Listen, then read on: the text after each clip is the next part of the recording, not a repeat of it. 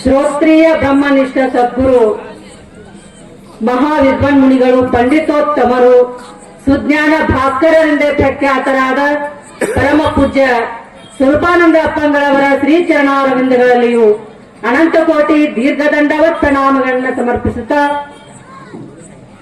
ಈ ಕಾರ್ಯಕ್ರಮಕ್ಕೆ ವಿಶೇಷವಾಗಿ ಆಗಮಿಸಿರ್ತಕ್ಕಂಥ ಸುಕ್ಷೇತ್ರ ಗಣಕವಾಡ ಗ್ರಾಮದ ಶ್ರೀಮನ್ ನಿರಂಜನ ಪ್ರಣವ ಸೋಟಿ ಶ್ರೀ ಅಭಿನವ ಮೃತ್ಯುಂಜಯ ಮಹಾಸ್ವಾಮಿಗಳು ಶ್ರೀ ಅನ್ನದಾನೇಶ್ವರ ದೇವ ಮಂದಿರ ಇವರ ಪೂಜ್ಯರ ಶ್ರೀಚರಣಗಳಿಗೂ ಅನಂತ ಕೋಟಿ ದೀರ್ಘದಂಡವತ್ ಪ್ರಣಾಮಗಳನ್ನು ಸಮರ್ಪಿಸುತ್ತಾ ಹಾಗೂ ಪರಮ ಪೂಜ್ಯ ಮಮ್ಮಡಿಕೇರಿಯಿಂದ ಆಗಮಿಸಿರ್ತಕ್ಕಂಥ ಪೂಜ್ಯ ಆತ್ಮಾನಂದ ಅಪ್ಪಾಜಿಯವರ ಶ್ರೀಚರಣಾರವಿಂದಗಳಲ್ಲಿಯೂ ಅನಂತ ಕೋಟಿ ಭಕ್ತಿಯ ಪ್ರಣಾಮಗಳನ್ನು ಸಮರ್ಪಿಸುತ್ತಾ ಹಾಗೂ ಬಸವರಾಜ ಅಣ್ಣನವರಿಗೂ ಅನಂತ ಭಕ್ತಿಯ ವಂದನೆಗಳನ್ನು ಸಮರ್ಪಿಸುತ್ತಾ ಸಂಗೀತ ಕಲಾವಿದರಾದ ಬಸವರಾಜ ಅಣ್ಣನವರಿಗೂ ಅನಂತ ಭಕ್ತಿಯ ಪ್ರಣಾಮಗಳನ್ನು ಸಮರ್ಪಿಸುತ್ತಾ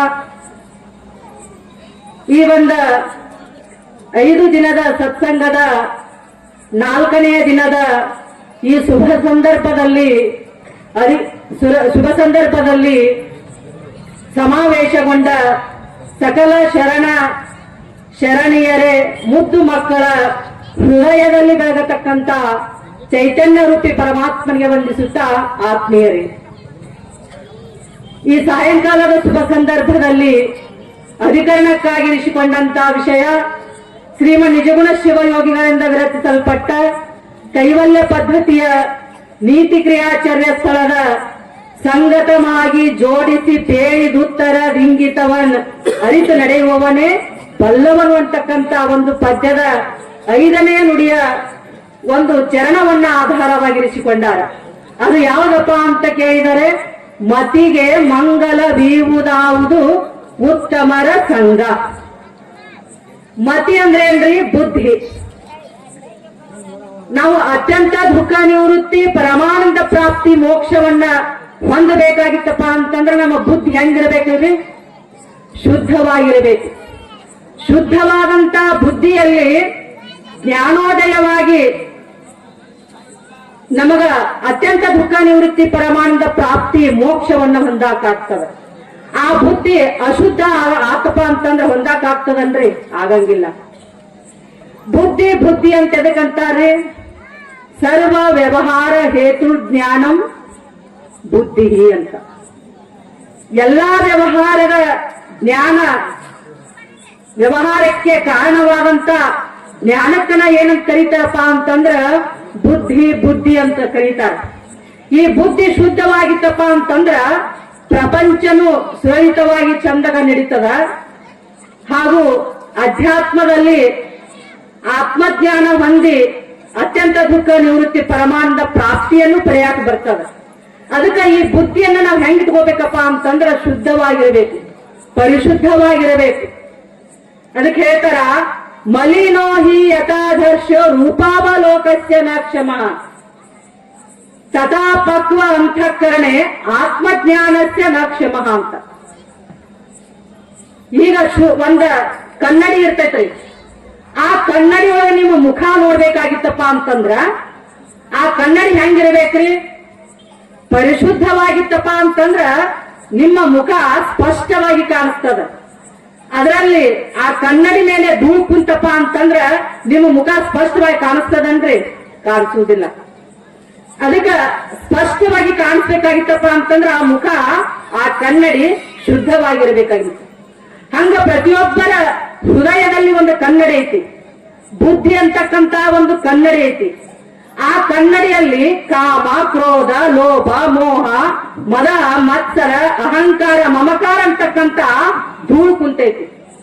ಆ ಧೂಳ ಕುಂತೈತಲ್ರಿ, ಶಬ್ದ, ಸ್ಪರ್ಶ, ರೂಪ, ರಸ, ಗಂಧಾದಿಗಳು ಅಂತಕ್ಕಂತ ಧೂಳು ಕುಂತೈತಿ ಬುದ್ಧಿ ಅಂತಕ್ಕಂತ ಕನ್ನಡಿಯಲ್ಲಿ.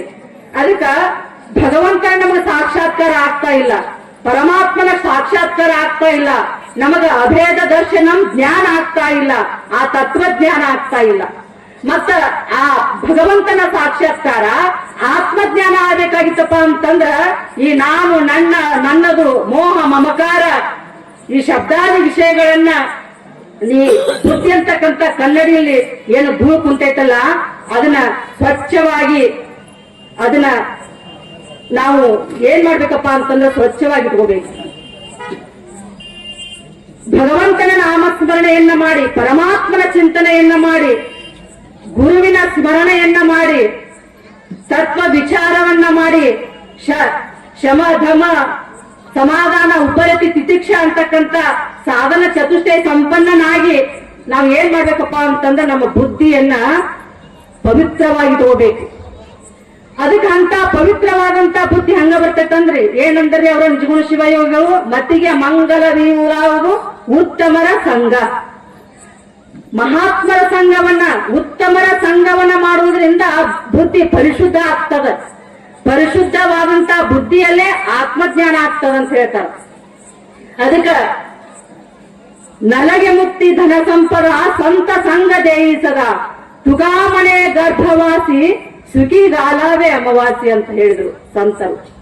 ಮಹಾತ್ಮರು ಹೇಳ್ಕೊಂತ ಬಂದ್ರು ನಮ್ಗ, ಹೇ ಪರಮಾತ್ಮ, ನನ್ನನ್ನ ಬೇಕಾದಷ್ಟು ಜನ್ಮವನ್ನ ಕೊಟ್ಟು ಹುಟ್ಟಿಸು, ಹುಟ್ಟಾಕ ನಾನು ಬೇಜಾರ ಪಡಂಗಿಲ್ಲ. ಮತ್ತ ಪ್ರತಿ ಜನ್ಮಾಂತರದಲ್ಲಿ ನಮ್ಗ ಎಂತವ್ರು ಸಂಘ ಕೊಟ್ಟು ಹುಟ್ಟಿಸಪ್ಪ ಅಂತಂದ್ರ ಮಹಾತ್ಮರ ಸಾಧು ಸತ್ಪುರುಷರ ಸತ್ಸಂಗವನ್ನ ಕೊಟ್ಟು ಹುಟ್ಟಿಸಪ್ಪ ಅಂತೇಳಿ ಸಾಧು ಸತ್ಪುರುಷರು ಮಹಾತ್ಮರು ಸಂತರು ಕೇಳ್ಕೊಂಡ್ಬಂದ್ರು. ಅದಕ್ಕೆ ಅಂತವರ ಸಂಘವನ್ನ ಮಾಡಿದ್ರೆ ಏನಾಗುತ್ತಪ್ಪ ಅಂತಂದ್ರೆ ನಮ್ಮ ಬುದ್ಧಿ ಪವಿತ್ರ ಆಗ್ತದಂತೆ. ಇಂಥ ಸತ್ಸಂಗ ಏನ್ ಮಾಡ್ತೈತಪ್ಪ ಅಂತಂದ್ರ ನಮ್ಮನ್ನ ಪವಿತ್ರ ಆತ್ಮರನ್ನಾಗಿ ಸುಖ, ಅತ್ಯಂತ ಸುಖ ನಮಗ ಪ್ರಾಪ್ತಿ ಆಗುತ್ತದಂತ ಹೇಳ್ತಾರೆ. ಈ ಸತ್ಸಂಗದ ಫಲದಿಂದ ಏನಾತಪ್ಪ ಅಂತಂದ್ರೆ ಒಮ್ಮೆ ವಸಿಷ್ಠರು ಇದ್ರು, ವಿಶ್ವಾಮಿತ್ರರು ಇದ್ರು. ವಸಿಷ್ಠರು ವಿಶ್ವಾಮಿತ್ರ ಯಜ್ಞೆಯನ್ನ ಮಾಡಿದ್ದ. ಯಜ್ಞೆ ಮಾಡಿದ ಅವಾಗ ಆ ವಿಶ್ವಾಮಿತ್ರ ಯಜ್ಞೆ ಮಾಡ್ಬೇಕಾಗಿತ್ತಪ್ಪ ಅಂತಂದ್ರ ಋತ್ವಿಜರು ಇರ್ತಾರೆ, ಅದಕ್ಕೊಬ್ಬರ ಅಧ್ಯಕ್ಷರನ್ನಾಗಿ ಮಾಡಿರ್ತಾರ, ಯಜಮಾನನ್ನಾಗಿ ಮಾಡಿರ್ತಾರೆ.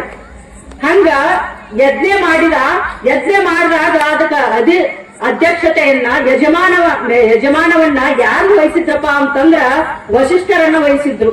ಯಾರು ವಿಶ್ವಾಮಿತ್ರರು ಯಜ್ಞೆ ಮಾಡುವಾಗ ವಸಿಷ್ಠರನ್ನ ಏನ್ ಮಾಡಿದ್ರು, ಯಜಮಾನರನ್ನಾಗಿ ಮಾಡಿದ್ರು.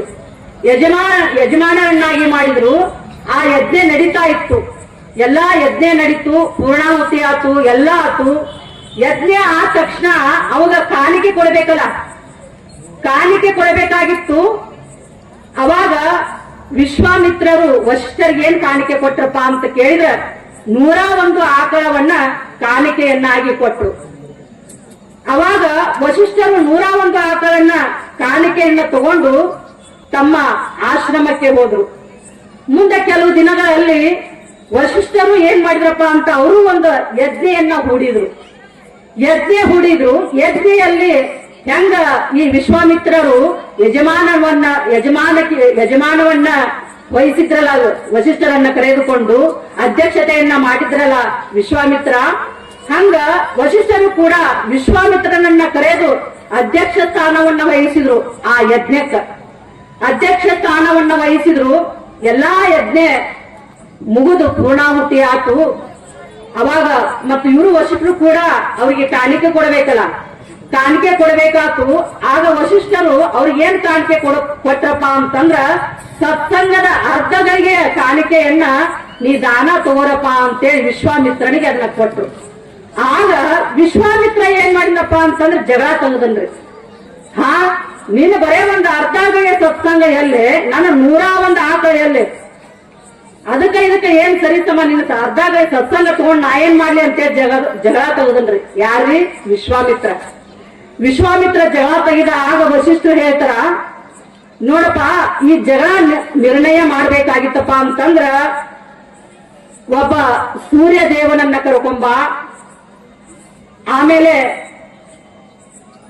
ಅಗಸ್ತ್ಯ ಮುನಿಗಳನ್ನ ಕರೆದುಕೊಂಡು ಬಾ, ಆಮೇಲೆ ಒಂದ ನಾಗ ದೇವತೆಯನ್ನ ಕರೆದುಕೊಂಡು ಬಾ ಅಂತ ಹೇಳಿದ್ರು.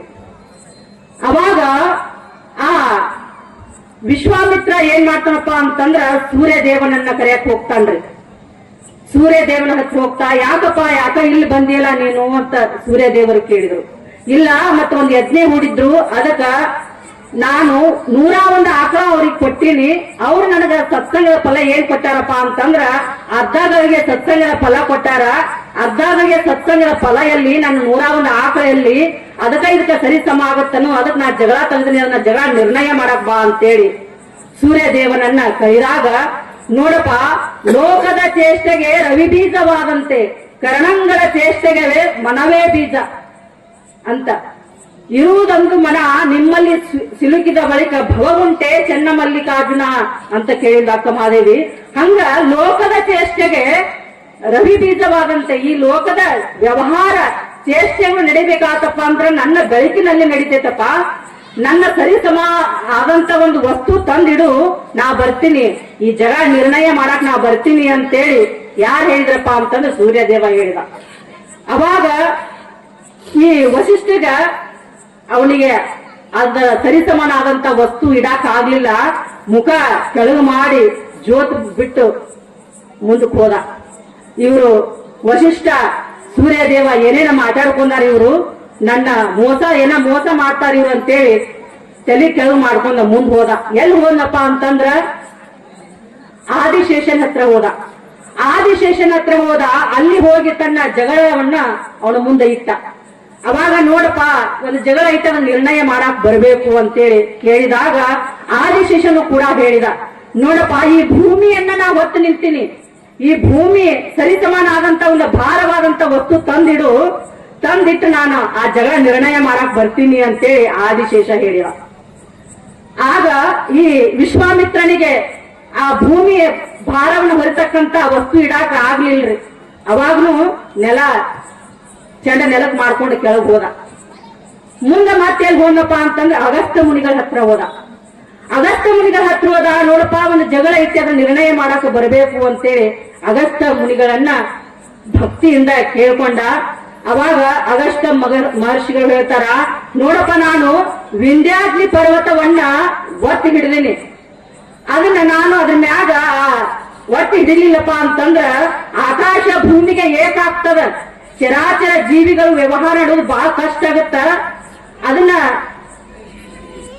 ಈ ಭೂಮಿಯನ್ನ ಮ್ಯಾಲೆ ಏಳದಂಗ ಒಂದು ವಸ್ತು ತಂದಿಡು, ನಾ ಬರ್ತೀನಿ ಅಂತೇಳಿ ಅಗತ್ಯ ಋಷಿಗಳು ಹೇಳಿದ್ರು.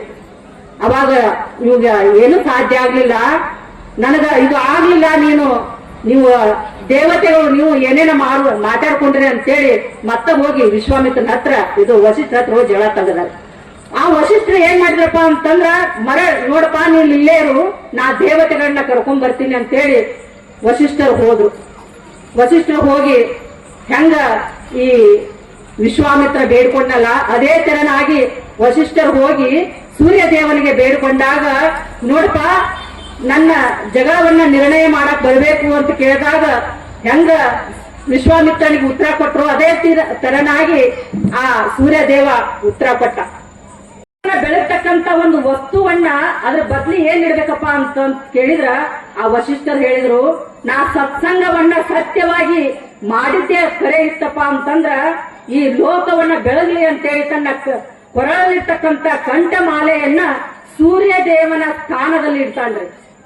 ಅವಾಗ ಸೂರ್ಯ ದೇವನ ಸ್ಥಾನದಲ್ಲಿಟ್ಟು ಸೂರ್ಯ ದೇವನನ್ನ ಕರೆದುಕೊಂಡು ಬರ್ತಾರ ಯಾರು ವಸಿಷ್ಠ ಮಹರ್ಷಿಗಳು.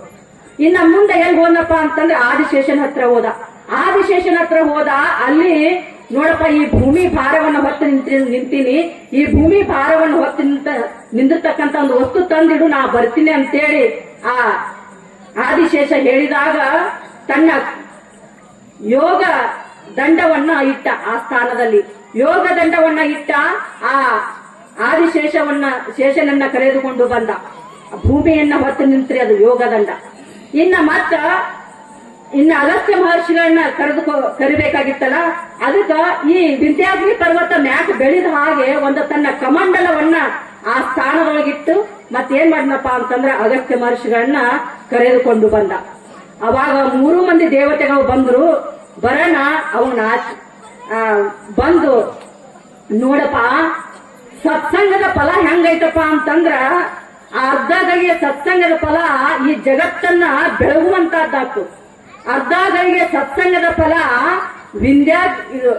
ವಿಂಧ್ಯಾಗ್ನಿ ಪರ್ವತ ಬೆಳೆದ ಹಾಗೆ ನಿಂತು, ಅರ್ಧ ಗಳಿಗೆ ಸತ್ಸಂಗದ ಫಲದಿಂದ ಯೋಗ ದಂಡ ಏನ್ ಮಾಡ್ತಪ್ಪ ಅಂತಂದ್ರ ಈ ಭೂಮಿಯನ್ನ ಹೊತ್ತಿ ನಿಂತಪ್ಪ.